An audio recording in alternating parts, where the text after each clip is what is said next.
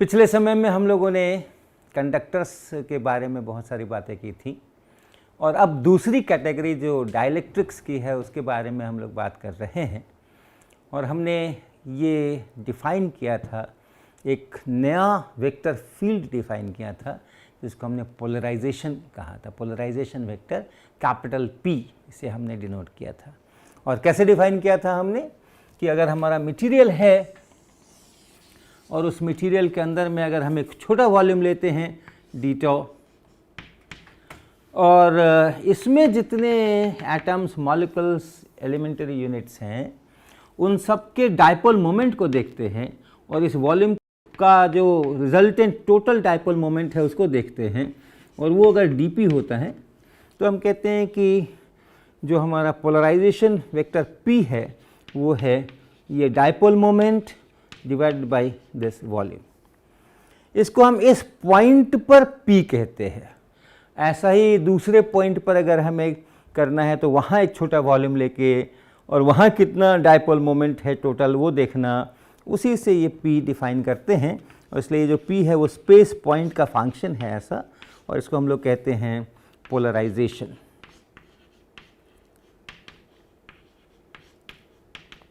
और vector field है, ये वेक्टर फील्ड है।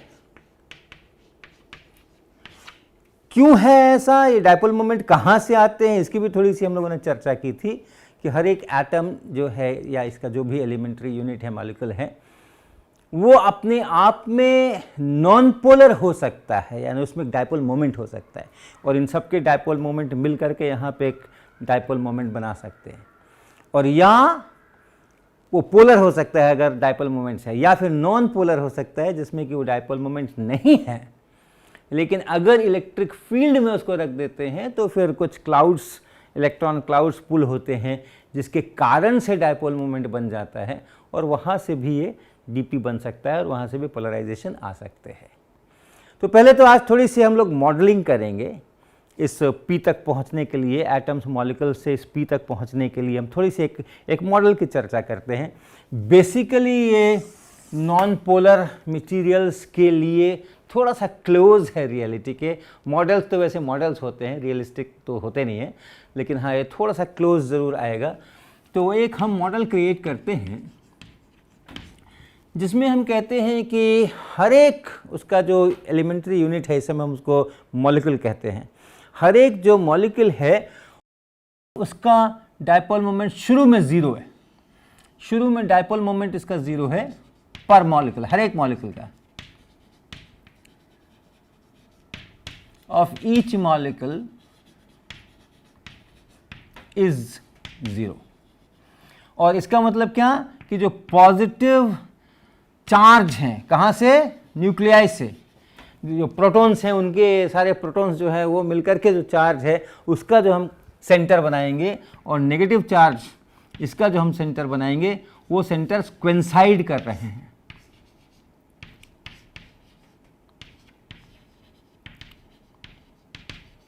तो इसको जस्ट दो चार्जेस के रूप में हम सोचेंगे, एक प्लस चार्ज है और एक माइनस चार्ज है, एक ही जगह पर है, इसलिए किसी प्रकार का कोई डायपोल मोमेंट नहीं है। और डायपोल मोमेंट तब क्रिएट होता है जबकि ये जो नेगेटिव चार्ज क्लाउड है वो एक कुछ डिस्टेंस शिफ्ट होता है। तो अगर शिफ्ट हो गया तो कैसा बनेगा, पॉजिटिव चार्ज यहाँ है तो नेगेटिव चार्ज यहाँ है, जो पहले यहाँ था नेगेटिव चार्ज वो शिफ्ट हो गया। कितना शिफ्ट हो गया, s डिस्टेंस, ये डिस्टेंस s इतना शिफ्ट हो गया, यहाँ से यहाँ पहुँच गया।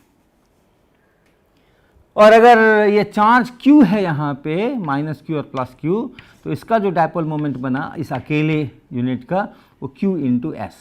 और किधर बना, ये नीचे से ऊपर की तरफ, नेगेटिव से पॉजिटिव की तरफ, इस तरफ, ऐसा ही डायपोल मोमेंट बना एक मॉलिक्यूल का। और अगर हमारे पास capital N molecules per unit volume है, पर यूनिट वॉल्यूम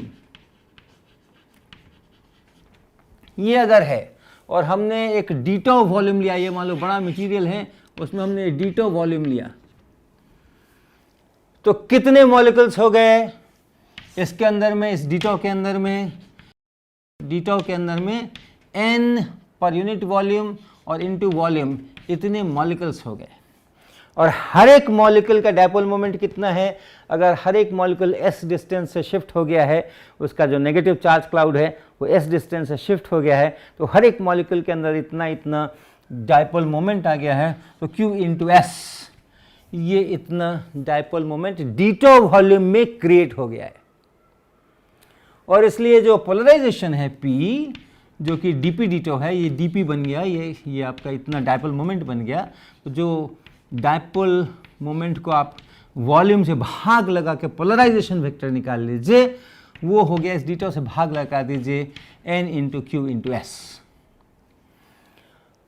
और डायरेक्शन जो है उसका इस शिफ्ट के विपरीत, अगर नीचे शिफ्ट करा रहे हैं तो डायपोल मोमेंट ऊपर की तरफ, तो आप एक माइनस लगा के चाहें तो ऐसा भी कर सकते हैं। अगर शिफ्ट कराया है क्लाउड को मैंने नीचे, तो जो डायपोल मोमेंट आ रहा है वो है ऊपर। तो इस प्रकार से हम इसको एक मॉलिक्यूलर लेवल के ऊपर जा कर के और ऐसा सोच सकते हैं कि पोलराइजेशन हो गया मतलब क्या हो गया? हर एक मॉलिक्यूल का जो नेगेटिव चार्ज क्लाउड था वो शिफ्ट हो गया। कितना शिफ्ट हो गया? थोड़ा सा शिफ्ट हो गया, और जितना शिफ्ट हो गया उसके प्रोपोर्शन में डायपोल मोमेंट वहाँ क्रिएट हुआ, और उसी प्रोपोर्शन में ये पोलराइजेशन वेक्टर यहाँ पे क्रिएट हुआ। यही मॉडल पोलर सिस्टम्स के लिए भी अगर हम इसको इस्तेमाल करें तो एक ही रिजल्ट है उसमें। हालांकि पहले से डायपोल मोमेंट होते हैं और वो ओरिएंट होने के कारण से, अलाइन होने के कारण से वहाँ पे नेट डायपोल मोमेंट पैदा होता है, लेकिन उसको भी हम इसी मॉडल के आधार के ऊपर चर्चा उसकी भी कर सकते हैं। अब हम करते हैं एक बढ़िया सा काम कि अगर मान लीजिए हमारे पास में ये डाइलेक्ट्रिक मटेरियल है जो पोलराइज्ड है, इलेक्ट्रिक फील्ड वगैरह में रख के इसमें उसमें हमने उसको पोलराइज करके रखा हुआ है, और यहाँ कहीं उसका जो सरफेस है, ये जो सरफेस है उस सरफेस पर हम सोचें यहाँ कहीं पर हम एक ये इसके सरफेस पे जहाँ ये ख़त्म हो रहा है मटेरियल और आगे अब हवा है, वहाँ पे हमने एक डेल्टा ए ऐसा सरफेस एरिया, उसके सरफेस पे हमने ऐसा एक सरफेस एरिया चूज़ किया। और जब पोलराइजेशन हुआ तो क्या हुआ? जब पोलराइजेशन हुआ तो इसके यहाँ के सरफेस के पास के जो मॉलिक्यूल्स थे वो सब थोड़ा थोड़ा, जो उसके इलेक्ट्रॉन क्लाउड्स थे, नेगेटिव चार्ज क्लाउड्स थे, वो शिफ्ट हो गए। कितने डिस्टेंस शिफ्ट हो गए? s डिस्टेंस शिफ्ट हो गए। मान लो इस तरफ ऐसा शिफ्ट हो गया। तो आप शुरुआत में एक उसी s हाइट का, जिधर शिफ्ट हुआ है उसी डायरेक्शन में वो हाइट लेकर के और ये सिलेंडर पूरा कर लीजिए। यहाँ भी वैसा ही डेल्टा ए यहाँ भी बना लीजिए, और ये एक सिलेंडर जैसा हो गया। और ये जो डिस्टेंस मैं दिखा रहा हूँ, ये डिस्टेंस ये है s, ये डिस्टेंस है s। तो देखिए क्या हुआ, जब नहीं पोलराइजेशन था, कोई पोलराइजेशन नहीं था, तो इस वॉल्यूम के अंदर में जो भी मॉलिक्यूल्स थे वो सब, मान लीजिए ये मॉलिक्यूल्स थे, उनके नेगेटिव चार्ज क्लाउड्स थे जो अपने अपने पॉजिटिव चार्ज क्लाउड्स के सेंटर के साथ कोइंसाइड कर रहे थे। पोलराइजेशन ज़ीरो था, और अब पोलराइजेशन क्रिएट कर दिया मतलब नेगेटिव चार्जेस जो हैं वो शिफ्ट हो गए। कितना शिफ्ट हो गए? तो हर एक नेगेटिव चार्ज जो है वो इस s डिस्टेंस से शिफ्ट हो गया। तो यहाँ वाला जो क्लाउड था वो यहाँ वाला शिफ्ट हो करके क्लाउड यहाँ पहुँच गया, s डिस्टेंस शिफ्ट हो गया। ये क्लाउड यहाँ पहुँच गया, ये क्लाउड यहाँ पहुँच गया, ये क्लाउड यहाँ पहुँच गया। तो फिर ये क्लाउड कहाँ गया? इस मॉलिक्यूल का जो क्लाउड है वो भी s डिस्टेंस चला है, वो कहाँ गया? वो यहाँ से चल करके यहाँ पहुँच गया। ये वाला यहाँ से चल करके यहाँ पहुँच गया। इसी तरीके से ये है, ये यहाँ से चल करके यहाँ पहुँच गया, यहाँ पहुँच गया। ये हर एक को s डिस्टेंस हमें खींचना है। ये जो है ये यहाँ से चल करके जस्ट यहाँ पहुँच गया, ऐसा। तो इस वॉल्यूम से जो पहले न्यूट्रल था, कुछ नेगेटिव चार्ज भाग गया है। शुरुआत में जिस समय कोई पोलराइजेशन नहीं था, सारे पॉजिटिव नेगेटिव कोइंसाइड कर रहे थे, हर एक मॉलिक्यूल में पॉजिटिव और नेगेटिव कोइंसाइड कर रहे थे, और इसलिए टोटल चार्ज यहाँ ज़ीरो था। और अब इतना सारा नेगेटिव चार्ज जो है, इन सभी मॉलिक्यूल्स का जो नेगेटिव चार्ज क्लाउड है वो इस वॉल्यूम के बाहर चला गया है। और नेगेटिव चार्ज अगर वॉल्यूम के बाहर चला गया है तो इस वॉल्यूम पर पॉजिटिव चार्ज अपीयर कर गया है। तो कितना चार्ज अपीयर कर गया? Charge appearing in this volume. तो कितना, पहले तो वॉल्यूम कितना है देखिए, ये डेल्टा ए इसका क्रॉस सेक्शन है, और यहाँ पे मान लीजिए कि जो इसका ये सरफेस है, ये जो सरफेस है डेल्टा ए, इस पर एक परपेंडिकुलर आउटसाइड की तरफ निकालें, आउटवर्ड परपेंडिकुलर, तो वो इस दिशा में निकलता है, आउटवर्ड नॉर्मल।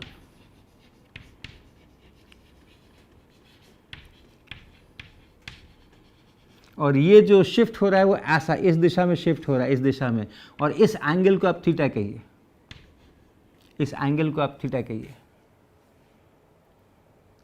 तो कितना चार्ज इसमें से बाहर निकल गया? अपीयरिंग नहीं, डिसअपीयरिंग फ्रॉम, गोइंग आउट। हाँ अच्छा, अपीयरिंग भी कह सकते हैं, प्लस में लगा देंगे। Okay, appearing in this volume, कितना नेगेटिव चार्ज बाहर चला गया? n number of molecules per unit volume into volume. Volume है delta A into S into cos theta. कौन सा थीटा है? ये थीटा। स्लैंट है, अगर ये ऐसा सीधा एस ऐसा इसके ऐसे होता सीधा सीधा एस, तो delta A into S height होती। लेकिन अब जो हाइट है, ये जो हाइट है ये एस है और ये हाइट है और ये एंगल यहाँ थीटा है, तो एस कॉस थीटा इतना ही हाइट है इस सिलेंडर की, और इसलिए इसका जो वॉल्यूम है delta A into S cos theta, इतना वॉल्यूम है, इतना मॉलिक्यूल्स पर यूनिट वॉल्यूम है।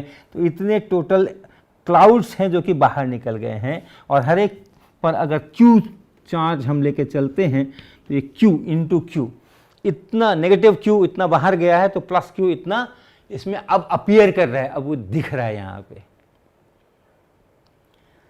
और Q into N into S, Q into N into S, ये क्या है? Q into N into S, ये क्या है?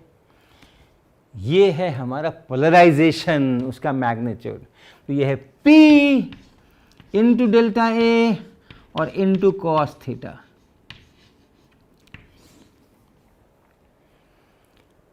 और इसको आप देखिए अगर, तो अगर ये जो परपेंडिकुलर है, आउटवर्ड नॉर्मल है, इसकी तरफ यूनिट वेक्टर को अगर आप n लिखते हैं, और पोलराइजेशन वेक्टर जो कि इस तरफ को पोलराइजेशन है, चार्जेस इधर शिफ्ट हो रहे हैं, तो पोलराइजेशन की दिशा ये है, ये पोलराइजेशन की दिशा है, जस्ट सरफेस के पास में ये पोलराइजेशन की दिशा है।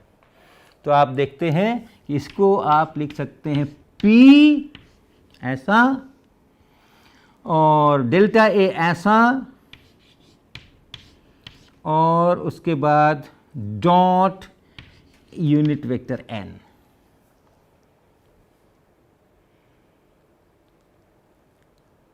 और चूंकि ये s जो है ये अपने आप में बहुत छोटा सा है, इलेक्ट्रॉन क्लाउड उस न्यूक्लियस को छोड़ करके बाहर नहीं जा रहा है, वो अभी भी उसी के साथ में बंधा हुआ है, बाउंड है, केवल थोड़ा सा शिफ्ट हुआ है। तो जो एटॉमिक साइज है, मॉलिक्यूलर साइज है, उसके भीतर ही है, वो बाहर बहुत नहीं चला गया है। तो ये s जो है बहुत छोटा है, और इसलिए हम अगर बाहर से देख रहे हैं तो मुझे लगेगा कि सरफेस के ऊपर चार्ज आ गया है, इसके सरफेस पर चार्ज आ गया है। और कितने सरफेस पे वो चार्ज दिखेगा हमें? इस डेल्टा ए सरफेस पे कितना चार्ज दिखेगा हमें? तो इतना चार्ज दिखेगा, इतना चार्ज दिखेगा। तो एक सरफेस चार्ज डेंसिटी बन गई है, एक सरफेस चार्ज डेंसिटी बन गई है। जब भी कोई मटेरियल, जब भी कोई डाइलेक्ट्रिक मटेरियल पोलराइज होगा, उसको आपने इलेक्ट्रिक फील्ड में रख दिया है और किसी तरीके से अगर उसको आपने पोलराइज कर दिया है, अगर उसमें आपने डाइपोल मोमेंट्स पर यूनिट वॉल्यूम क्रिएट कर दिए हैं, तो उसकी जो सरफेस है उस मटेरियल की, उस सरफेस पे चार्ज आएगा, चार्ज दिखेगा और एक सरफेस चार्ज डेंसिटी बनेगी। कितनी बनेगी? ये इतना चार्ज है, इतने और ये इतना एरिया है, तो charge per unit area P dot n।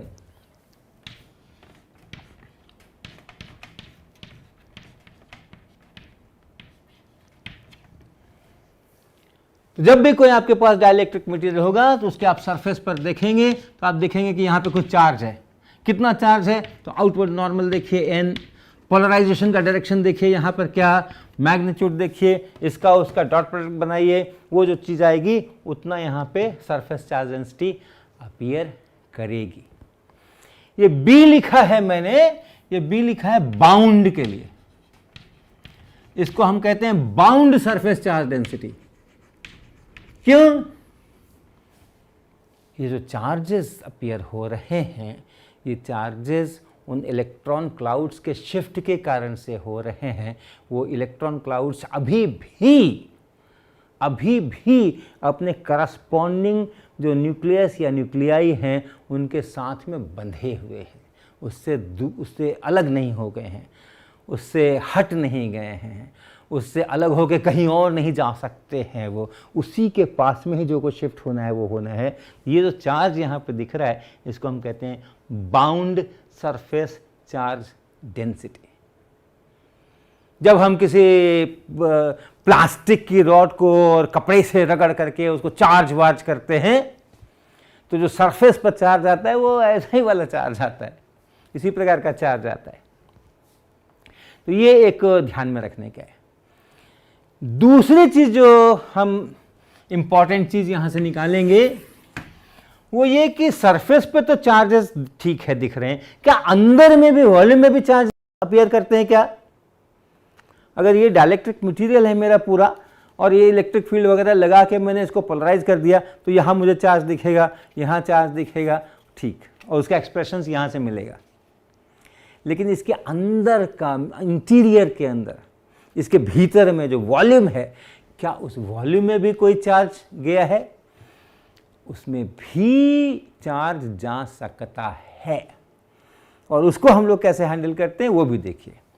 तो मान लेते हैं हमारे पास में ये कोई डाइलेक्ट्रिक का मटेरियल है, उसका ये सरफेस है, सरफेस पर अपना चार्ज डेंसिटी है और अंदर में हम एक और कोई वॉल्यूम ले लेते हैं। छोटा लेने की ज़रूरत नहीं है बहुत, एक कोई वॉल्यूम अंदर में, इसी के इंटीरियर का वॉल्यूम है ये अभी हमने यहाँ सरफेस पर ये वॉल्यूम बनाया था, इसके सरफेस पर वॉल्यूम बनाया था, ये इंटीरियर में कोई एक वॉल्यूम ले लीजिए और इस वॉल्यूम के ऊपर एक डेल्टा ए बना लीजिए, एक छोटा डेल्टा ए इसके ऊपर यहाँ बना लीजिए, ये एक डेल्टा ए बना लीजिए,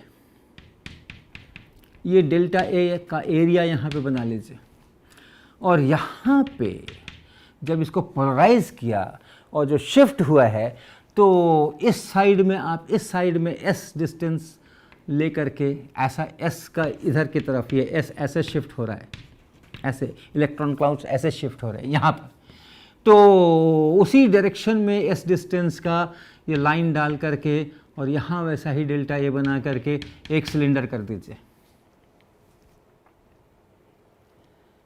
तो जिस समय कोई पोलराइजेशन नहीं है, सारे पॉजिटिव नेगेटिव सेंटर्स अपनी अपनी जगह पर हैं, एक दूसरे के साथ कोइंसाइड किए हुए हैं करस्पॉन्डिंग, कहीं कोई चार्ज डेंसिटी अपीयर नहीं कर रही है और अब हमने उसको पोलराइज कर दिया, इलेक्ट्रिक फील्ड लगा दिया। और जब पोलराइज कर दिया तो सारे इलेक्ट्रॉन क्लाउड्स जो है शिफ्ट होने लग गए। आप देखिए कि यहाँ जो मॉलिक्यूल्स हैं, ये वाले जो मॉलिक्यूल्स हैं, इनके जो इलेक्ट्रॉन क्लाउड्स हैं ये सब के सब यहाँ अंदर घुस जाएंगे, यहाँ अंदर घुस जाएंगे ये सब के सब। ये वाला यहाँ पहुँचेगा, ये वाला यहाँ पहुँचेगा, ये वाला यहाँ पहुँचेगा, ये वाला यहाँ पहुँचेगा। ये यहाँ जितने क्लाउड्स हैं नेगेटिव चार्ज क्लाउड्स जो s डिस्टेंस शिफ्ट कर रहे हैं, ये सब के सब s डिस्टेंस चलने के कारण से ये अगर यहाँ पहुँच गया तो इसके आगे वाले सारे के सारे इसके अंदर घुस गए। तो कितना चार्ज इस वॉल्यूम के अंदर घुस गया? ये एक वॉल्यूम है, ये एक वॉल्यूम है, ये पूरा एक वॉल्यूम है। तो चार्ज एंटरिंग दिस वॉल्यूम, ये इंटीरियर में लिया है, ये वॉल्यूम सरफेस से बहुत दूर है, हम इस डाइलेक्ट्रिक के सरफेस से बहुत दूर है, अंदर में है हम। इस वॉल्यूम में जो चार्ज एंटर कर रहा है थ्रू दिस डेल्टा ए, इतनी दूर के अंदर इस सरफेस से होकर के जो एंटर कर रहा है वो कितना है? वो है माइनस, लगा लीजिए, नेगेटिव चार्ज एंटर कर रहा है, कितना एंटर कर रहा है वो मैं देख रहा हूं, तो माइनस लगा लीजिए। और कितने मॉलिक्यूल्स हैं यहाँ पे? फिर वही फंडा, n पर यूनिट वॉल्यूम, और ये वॉल्यूम इसमें कितने हो गए? तो delta A into S cos theta. Cos theta क्या? इस पर जो नॉर्मल है, यहाँ पे इस पर जो नॉर्मल है, और ये जो इसका ये जो डायरेक्शन है, इसके बीच का एंगल, ये एंगल, ये theta, delta A S cos theta, इतना, और इंटू क्यू, इतना चार्ज इसमें एंटर कर गया है, इतना चार्ज इसमें एंटर कर गया है। n into Q into S, ये पोलराइजेशन का मैग्नीट्यूड है। n into Q into S, n into Q into S, ये पोलराइजेशन का मैग्नीट्यूड है। तो इसको आप लिख सकते हैं माइनस p, ये हो गया, ये हो गया, और ये हो गया, इंटू डेल्टा ए और इंटू कॉस थीटा, और ये फिर उसी तरह से आप लिख सकते हैं माइनस p यहाँ पे, और इसको आप एरिया वेक्टर से सीधा मल्टीप्लाई कर सकते हैं। एरिया वेक्टर इसको लिख लीजिए, ये जो p into delta A into, क्योंकि ये जो नॉर्मल खींच रहे हैं हम, आउटवर्ड नॉर्मल, क्या है ये? इस पर परपेंडिकुलर है। एरिया वेक्टर इसका बनाएंगे तो इसी दिशा में बनाएंगे, और मैग्नीट्यूड कितना होगा? तो डेल्टा ए होगा। तो ये जो डेल्टा ए कॉस थीटा लिख रहे हैं हम, इस एरिया वेक्टर के साथ डॉट प्रोडक्ट ले लीजिए, तो यही आने वाला है। p का मैग्नीट्यूड यहाँ, dA का मैग्नीट्यूड यहाँ, और उन दोनों के बीच का ये dA हो गया और ये p हो गया। तो ये इधर s जा रहा है, तो इसलिए इधर ये p है, ये p का डायरेक्शन है, और ये dA का डायरेक्शन है, और वही एंगल जो इन दोनों के बीच है वही थीटा है, तो इसलिए माइनस p डॉट dA। क्या है ये? क्या निकाल रहे हैं? Charge entering this volume through this delta, इसके थ्रू। और अब जरा पूरे में आ जाइए, यहाँ के एरिया से क्या घुसा, यहाँ के एरिया से क्या घुसा, यहाँ के एरिया से क्या घुसा, यहाँ के एरिया से क्या घुसा, ये जो इंटीरियर में, इसके भीतर में जो हमने ये वॉल्यूम बनाया है, उस वॉल्यूम का जो ये सरफेस है, ये पूरे डाइलेक्ट्रिक मटेरियल का सरफेस है, उस पूरे डाइलेक्ट्रिक मटेरियल के अंदर में घुस के हमने एक वॉल्यूम की कल्पना की है, उसका जो ये पूरा सरफेस है, उन सबसे होकर के इसके अंदर में कितना चार्ज घुस रहा है। एक डेल्टा ए के लिए हमने एक्सप्रेशन निकाला है, यहां जो p है और यहां जो ये dA है, उसका डॉट प्रोडक्ट लेकर के उतना चार्ज तो यहां से घुस रहा है, और ऐसा ही सब जगह से घुस रहा है, यहां से वहां से वहां से वहां से वहां से, पूरे में टोटल कितना चार्ज घुस गया। तो टोटल चार्ज जो घुस गया उसको लिखने के लिए मैं थोड़ी जगह बनाऊं, तो वो हो गया चार्ज एंटरिंग और ये इतना टाउ, ये इस पूरे वॉल्यूम में, ये छोटा वॉल्यूम नहीं ले रहा हूं मैं, ये एक अच्छा सा वॉल्यूम ले रहा हूं। उस वॉल्यूम के अंदर में कितना चार्ज जा रहा है? छोटा है, अभी भी छोटा है, लेकिन इतना छोटा नहीं है, इतना भी छोटा नहीं है। तो उसके अंदर में कितना चार्ज घुस गया, सब तरफ से मिलकर के कितना चार्ज घुस गया, तो वो उसके लिए सब जगह को इन सारे डीए पे इसको इंटीग्रेट करना होगा। वो चार्ज जो आ गया है, that charge is integration of minus P dot D a, minus P dot D A, ये इतना चार्ज आ गया है। और अगर इस वॉल्यूम के अंदर में जो पॉइंट्स है वहाँ पे हम वॉल्यूम चार्ज डेंसिटी की बात करें, इसके अंदर में, इस टाउ के अंदर में डिफरेंट पॉइंट्स जो हैं, उन डिफरेंट पॉइंट्स पर हम वॉल्यूम चार्ज डेंसिटी की बात करें, जो अब हमें करनी पड़ेगी, क्योंकि इसमें चार्ज घुस गया है, चार्ज आ गया है इस वॉल्यूम के अंदर में, तो इसलिए इसमें वॉल्यूम चार्ज डेंसिटी की बात करनी पड़ेगी। तो इसके ये जो अंदर वाले इंटीरियर, इसके भी अंदर वाले जो पॉइंट्स हैं, वहाँ का जो चार्ज डेंसिटी है रो बी, जिसको आप लिख सकते हो भाई डी क्यू ओवर डी टॉ। अब यहाँ पे डी टॉ बनाओ, यहाँ पे छोटा सा डी टॉ बनाओ, और यहाँ जो चार्ज डेंसिटी है उसको रो बी बोलो। बी यानी बाउंड, और रो मतलब volume charge density, bound volume charge density इस जगह पे। वो कैसे लिखेंगे, यहाँ इसमें कितना चार्ज है और ये कितना हमने डी टॉ लिया है, तो वो जो डी क्यू है वो है रो बी इंटू डी टॉ। इस पूरे में कितना चार्ज है, यहाँ से भी बताओ इस पूरे में कितना चार्ज है इस एक्सप्रेशन से। तो टोटल चार्ज, जो टोटल चार्ज आया है, जो एंटर किया है उस टॉ में, उस पूरे टॉ में जो टोटल चार्ज एंटर किया है ये सब जगह से होकर के, वो कितना है, यहां से भी लिख सकते हैं, रो बी से भी लिख सकते हैं। That will be integration rho B D tau. यही चीज हम यहां से भी लिख सकते हैं, इतना टोटल चार्ज अंदर गया। यही चीज हम यहां से भी लिख सकते हैं, इतना टोटल चार्ज अंदर गया, टोटल चार्ज एंटरिंग टॉ डेल्टा क्यू, वही delta Q, same delta Q. उसको इसको भी ऐसे भी लिख सकते हैं, इसको ऐसे भी लिख सकते हैं। तो क्या पता चला, क्या पता चला, पता चला कि रो बी डी टॉ इंटीग्रेशन किसके ऊपर, वो जो पूरा वॉल्यूम है टॉ उसके ऊपर, इज इक्वल टू, फिर से यहां पे minus integration on tau P dot D A. आपको गॉस डाइवर्जेंस थ्योरम याद होगा। Gauss divergence theorem mathematics, pure mathematics, कोई उसमें फिजिक्स नहीं। क्या है, कोई भी वेक्टर फील्ड अगर है और उसका अगर आपने ये किसी सरफेस के ऊपर, किसी वॉल्यूम के ऊपर अगर आपने इसका ये सरफेस पर है, ये सरफेस पर है, ठीक ना, क्योंकि ये क्या है, ये चार्ज एंटर कर रहा है इस सरफेस से, और सारे सरफेस मिला के कहाँ कहाँ से कितना कितना एंटर किया वो इंटीग्रेशन है। तो ये डीए पर इंटीग्रेशन है, डीए डीए डीए डीए सारे डीए पर जोड़ना है, तो पूरे सरफेस पर, और चूंकि क्लोज सरफेस है इसलिए गोला भी लगा दीजिए। तो ये सरफेस के ऊपर है, कौन सा सरफेस, किसका सरफेस, पूरे डाइलेक्ट्रिक मटेरियल का नहीं, जो ये टॉ लिया है हमने इसका सरफेस, क्योंकि यहां से हम कितना कितना कहां कहां से एंटर कर रहा है उसको देख रहे हैं। तो इसके सरफेस पर से ये इंटीग्रेशन हो रहा है, और ये गोला लगा दीजिए, यहां भी गोला लगा दीजिए।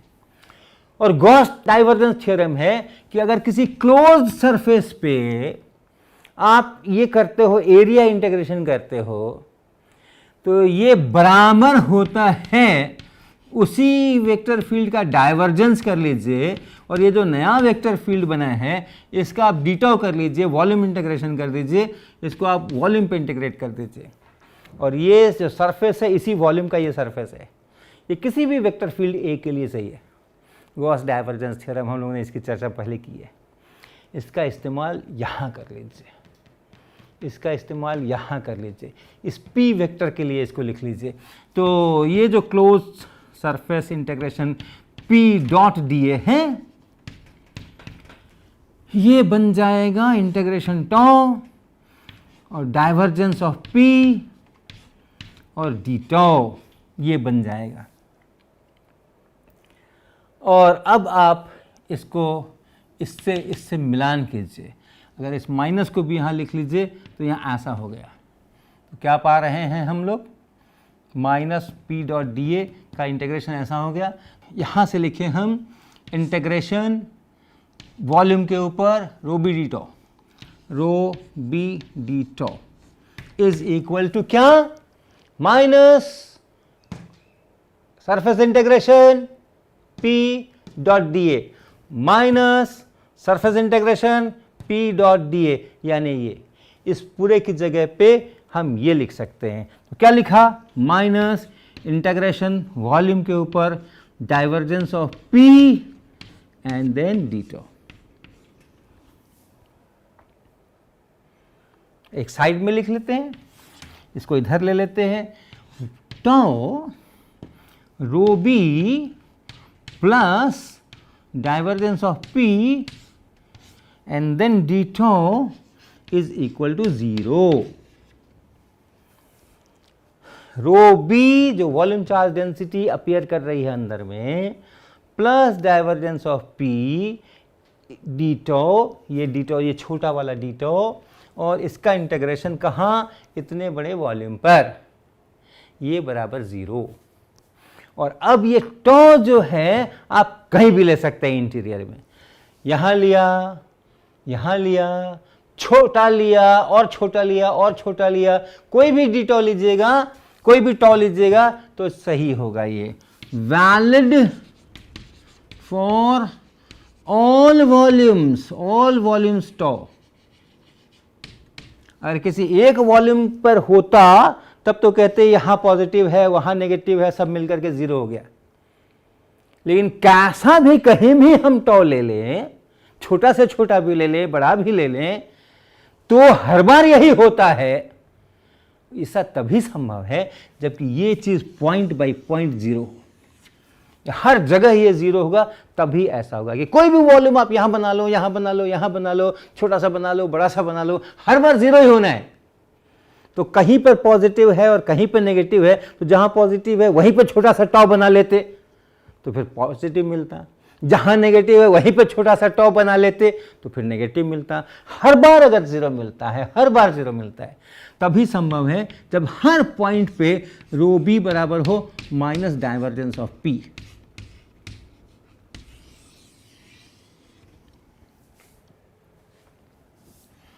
सिग्मा बी बराबर p dot n cap. Symbols याद रखिएगा, क्या है एन कैप, ये क्या कर रहे हैं, यहां पे पूरे डाइलेक्ट्रिक सरफेस पर हैं हम, और उस पर जो आउटवर्ड नॉर्मल है वो ये एन कैप है। वहां से हमें सरफेस चार्ज डेंसिटी मिलती है, बाउंड सरफेस चार्ज डेंसिटी, और अंदर के किसी पॉइंट पर जा करके और वहां जो पोलराइजेशन है वेरी कर रहा होगा अंदर में, उसका डाइवर्जेंस ऑफ पी लेकर के माइनस लगा दीजिएगा, तो उस जगह का हमें बाउंड, ये रो बी क्या हो गया, बाउंड वॉल्यूम चार्ज डेंसिटी।